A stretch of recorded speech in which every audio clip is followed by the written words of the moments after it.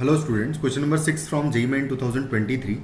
6 April, shift 2. The question is, if the solution curve f of x comma y of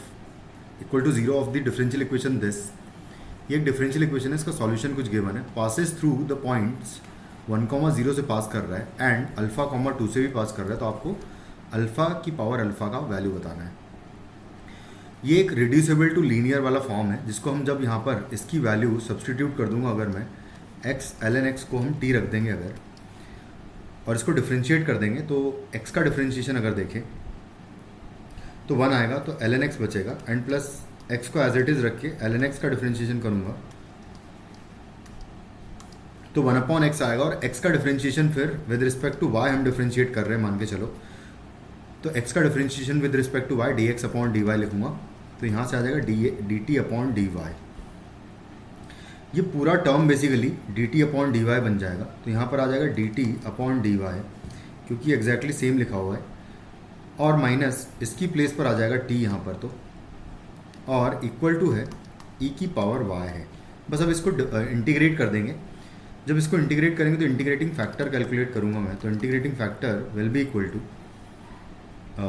ई की power में -1 dy करूँगा, क्योंकि independent variable मेरा y है, तो यहाँ से e की power -y basically integrating factor आ जाएगा। तो इंटीग्रेटिंग फैक्टर e की पावर -y आएगा अगर, तो integrating factor multiplied by t is equal to हो जाएगा e की power y into integrating factor dy का इंटीग्रेशन।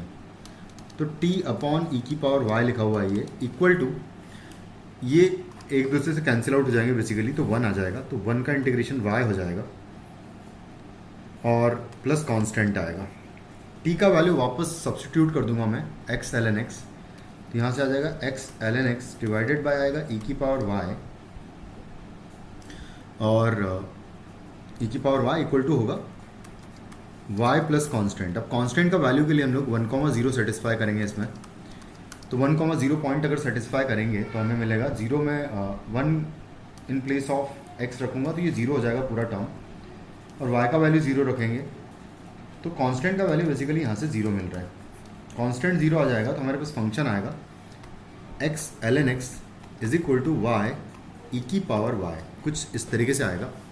और यहाँ पर मैं इसको लिख सकता हूँ ln ऑफ x की power x is equal to y e की पावर y, कुछ इस तरीके से गिवन है।